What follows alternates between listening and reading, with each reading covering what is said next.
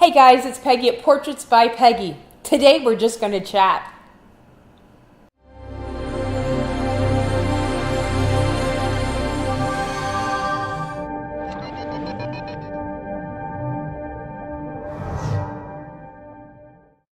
Thank you guys so much for tuning in and watching my vlogs. I really appreciate that you take the time out of your busy day to hang out with me.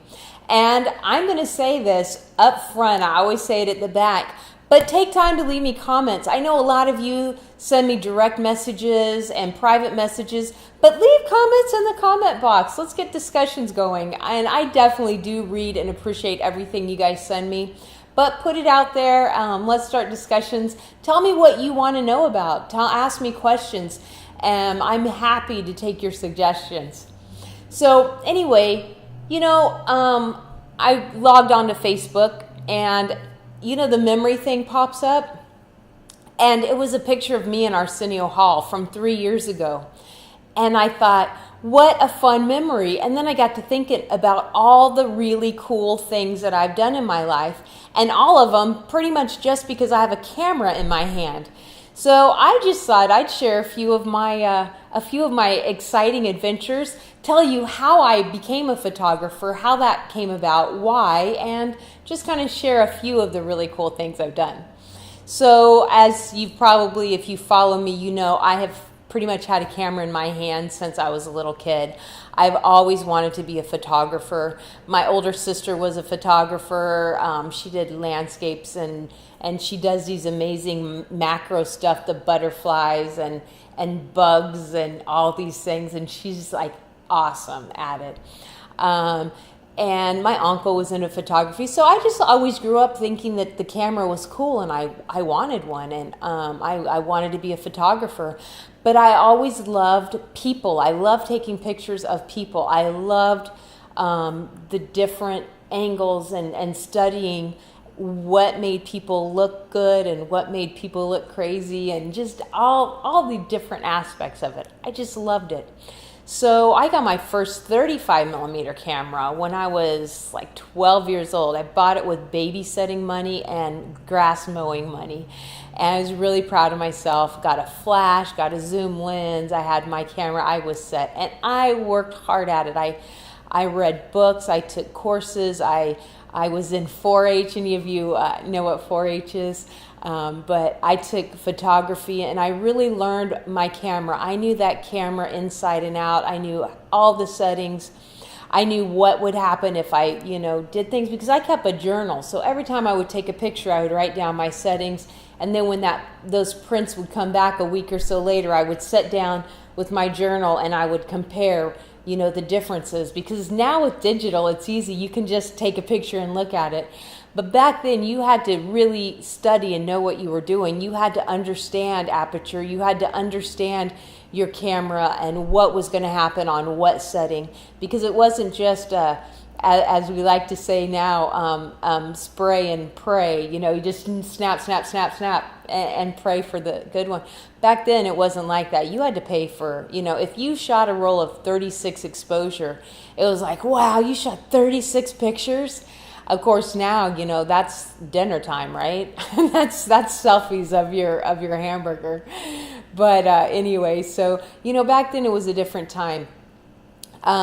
So I went on after high school to intern with an amazing photographer. His name was Kevin Hurtlebrink, and he was in Tulsa, Oklahoma. And we used to go to breakfast. Every Friday, a group of photographers would meet for breakfast, and he finally let me tag along for that. And I would listen to what they would say. They would, they would talk to each other, what problems they were having, different marketing ideas. If one of them really was good at a certain type of photography, and they would kind of refer people to each other and just kind of be there to help each other.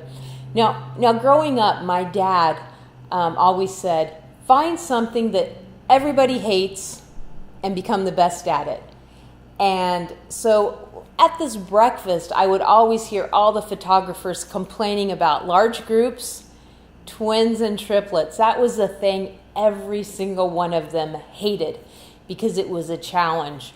And so, of course, the bright light dings off into my head, and I'm like, I'm going to be really good at taking big groups and twins and triplets.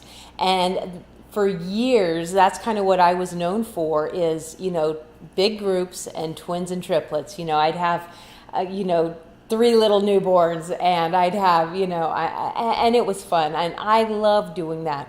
For years and years, I did babies' first year. I did a Watch Me Grow package. So maternity and baby's first year, that was kind of my niche. And families and events and weddings, and I loved it. Of course, I also did events. Now with events, that's where all the fun was. All of a sudden, one day I get a call, and I was living in Arizona at the time, and they were premiering the movie Wind Talkers, Nicolas Cage, Adam Beach, and it was a movie about the Navajo code talkers in World War II, and they needed a photographer, so I got to cover the premiere. I got to follow the actors around. But even more amazing than that, I got to hang out with 12 of the original Navajo code talkers from World War II. They were old men at this time. And I got to watch the movie with them for the first time when they saw it. And it was just a very moving, a very amazing experience.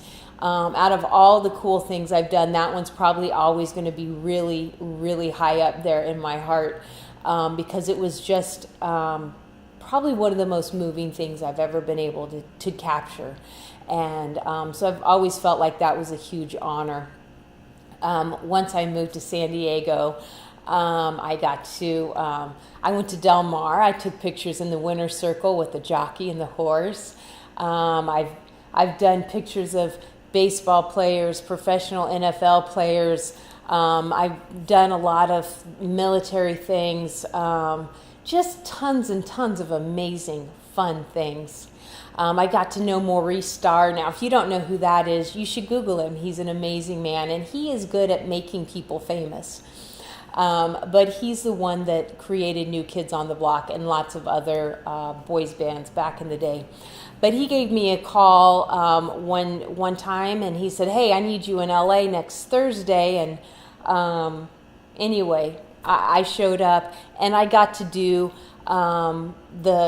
when New Kids on the Block got their star on the Walk of Fame. I got to cover that. I got to go back in the green room and hang out with them. And that's where I met Arsenio Hall. That was kind of one of those surprise things. I didn't know he was going to be there. And so I was a little starstruck. But overall, I've just got to do so many fun things. I've done fashion shows. I've done film festivals. I've met people from all different walks of life. But the one thing that has always stuck out is I get to do what I love, and I get to do it every single day, and I get to meet amazing people because of it. But most of all, I'm just out there having fun. And it's something that the more you do things, the better you are at it. Kevin Hurtlebrink, the guy that I interned with, several years after I had interned with him, I was living in Arizona, and I went back to Tulsa for an event, and just by chance I ran into him. And he looked at me and he said, "Peggy, are you still a professional photographer?" And I said, "Well, part-time. My kids were really small at the time. I had 2 little kids running around." And he looked at me and he said, "There's no such thing as a part-time professional. You're either a hobbyist or you're professional. What are you?" And that always stuck with me. And I realized that if you don't do your craft, if you don't constantly perfect your craft, you lose it. So every day since then, I have been and made it my goal to be a professional photographer. I'm a full-time photographer, and I love what I do. I love doing this. And like I said, I used to do a lot of events and a lot of families and babies. The last several years, I started doing a lot of corporate headshots, a lot of actor headshots.